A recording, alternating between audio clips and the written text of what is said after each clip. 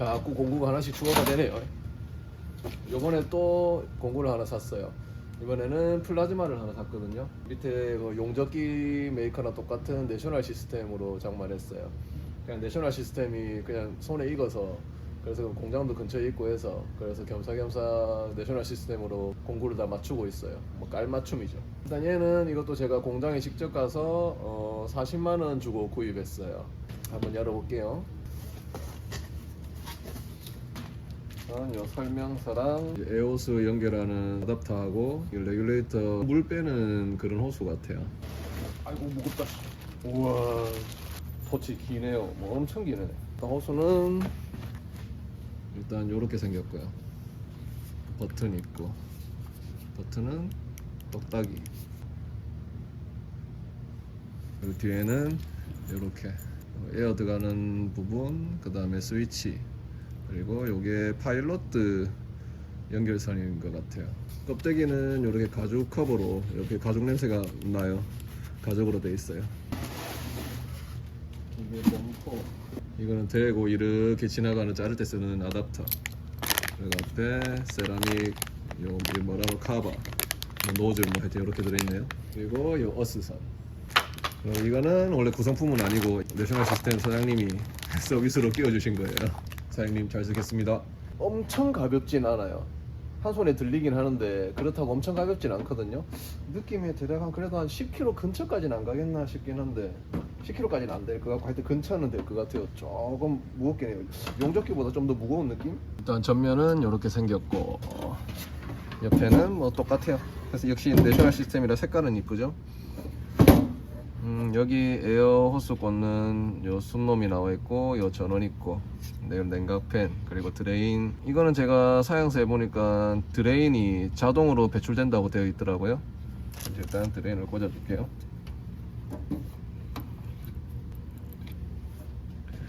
컴프레셔 이렇게 에어가 공급되다 보면 안에 이제 수분이 같이 이제 쌓이게 되는데, 그 수분이 여기로 들어오면은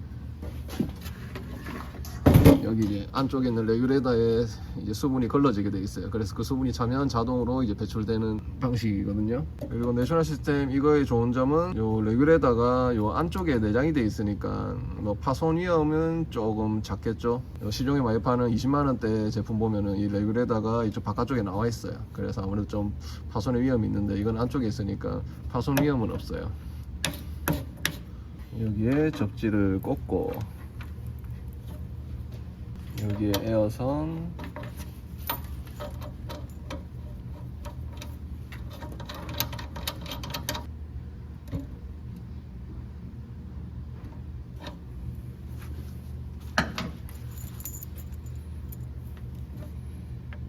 그리고 여기 스위치,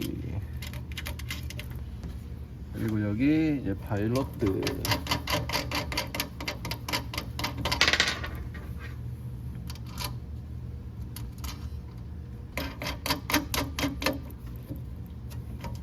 이러면 연결은 끝났어요. 정말 간단하죠.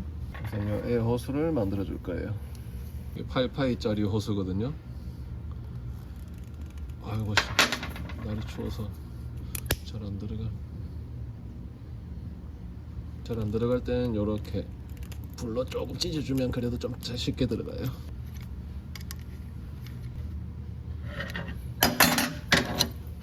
이게 뒤쪽에 여기다가 에어를 꽂아주고,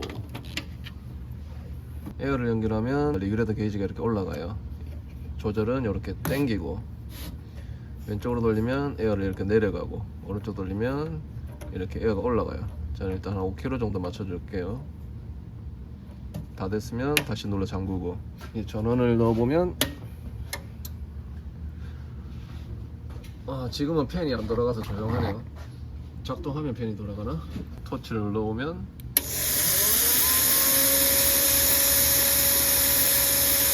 이 노즐을 보호하기 위해서 한번 누르고 나면 한참 동안 에어가 계속 나오게 되어 있네요.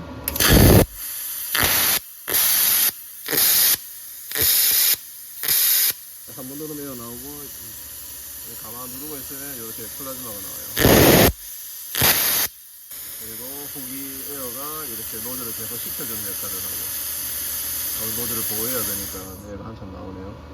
이것도 용접기처럼 2T 모드, 4T 모드가 있어요. 모르시는 분들 위해서 설명드리자면 2T 모드는 이렇게 손으로 누르면 작동되고 떼면 멈추는 거. 1T, 2T 이렇게. 그래 생각하면 돼요. 한 번, 두 번. 그래서 2T예요. 누르는 동안만 작동하는 거. 떼면은 멈추고, 누르면 작동하고. 4T는 눌렀다 떼면 작동하고, 다시 눌렀다 떼면 멈추고. 이렇게 4번 작동을 하니까 4T. 한 번, 두 번, 세 번, 네 번. 작동하고, 멈추고, 작동하고, 멈추고. 이게 4T. 스위치는 2T, 4T. 이거는 누르면 에어 테스트예요. 누르면 에어 작동되나 그거 확인하는 거예요. 이렇게 확인되죠. 뭐 별건 없어요. 그냥 이렇게 하고 이 뭐 암페어 조절하고 눌러지는데 뭐 누르는 뭐 누를 필요가 있나? 75A까지 올라가네요. 20A에서 75A까지 올라가네요. 한 2T 정도 되는 요 철판을 한번 설정은 20A에서 2T 모드로 한번 잘라보겠습니다.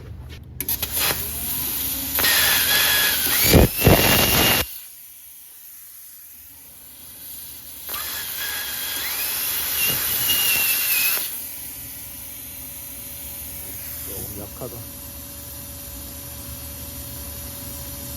30A. 20A도 잘리긴 하는데 조금 빨리 지나가니까 안되고 천천히 지나가야 되네요. 그러면 이번에는 30A로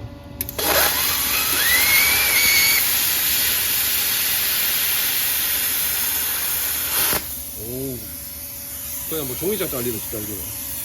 오, 잘 잘리네요.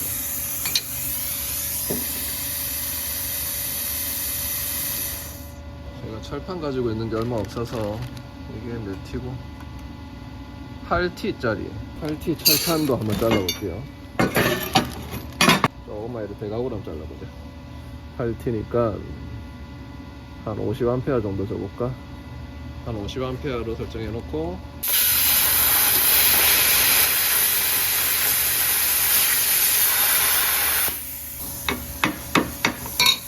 잘리긴 잘렸는데 조금 빨리 지나가서 군데군데 붙었어요. 조금 50A로 조금 천천히 지나가 볼게요.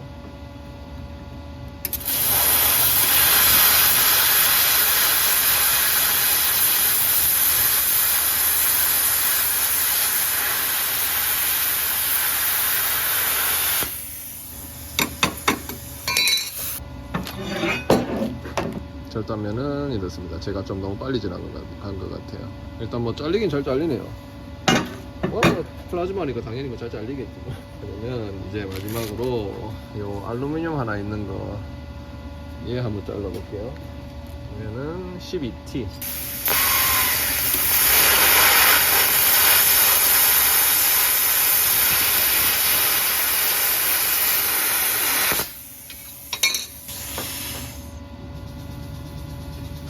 (60A) 잘랐고 50A로 다시 해보자.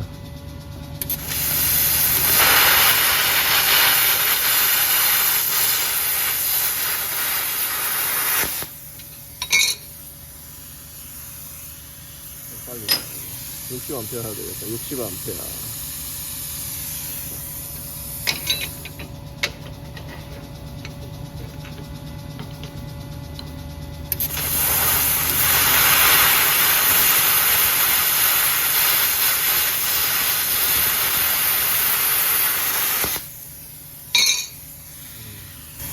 좀 이제 뭐 덕지덕지 됐는데 그래도 뭐 잘리긴 잘 잘리네요.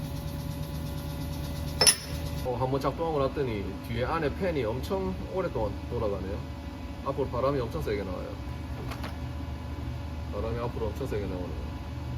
플라즈마 절단기 저는 이제 알아볼 때 뭘 알아봤냐면은 가격도 가격인데 그 파일럿 기능 되는 거를 저는 알아봤거든요. 저도 플라즈마 절단기를 예전에 공업용 하나 써본 게 있는데 그거 같은 경우는 이제 파일럿 있는 기능이 없는 거죠.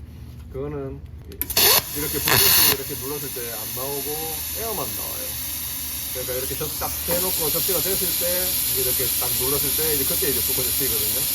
근데 이 파일럿 기능이 있으면은 이렇게 모델가 이렇게 접지랑 같이 안 돼도 그랬을 때 이렇게 플라스틱 불꽃이 이렇게 나오게 돼 있어요. 그러니까 모델을 안 됐을 때 불꽃이 나오면 하나 이제 제가 생각하는 장점이 뭐냐? 예를 들어서 요런 이제 페인트 같은 거 이런 게 칠해진 거 같은 경우는 이게 마이너스 요 접지가 이렇게 했을 때 밴드 도장 두께 때문에 이 전기가 잘 안 통하잖아요. 그러면 이걸 가까이 대고 해도 불꽃이 안 튀어요.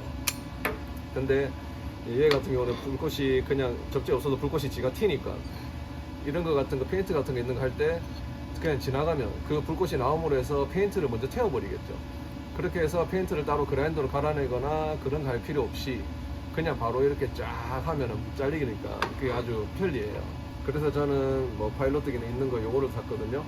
뭐 가격대도 뭐 솔직히 뭐 개인이 DIY 하기에 사기에는 솔직히 좀 40만 원 부담되죠. 저는 어차피 일할 때 쓰려고 이렇게 산 건데 뭐 저는 큰 두꺼운 철판 자를 일은 없어서 내셔널 시스템이 있는 플라즈마 절단기 중에서는 거의 기본 사양이에요. 이 정도만 돼도 뭐 CT 이 정도까지는 뭐 충분히 잘라내니까 그냥 뭐 개인이 쓰기에는 이 정도만 돼도 충분한 것 같아요. 이렇게 또 저의 내셔널 시스템 공구가 또 하나 늘었네요. 아이고 뭐 공구 하나 산다고 돈이 많이 들어서 이건 플라즈마 절단기 뭐 고민하시는 분들은 참고하셔서 좋은 거 잘 보고 구매하세요.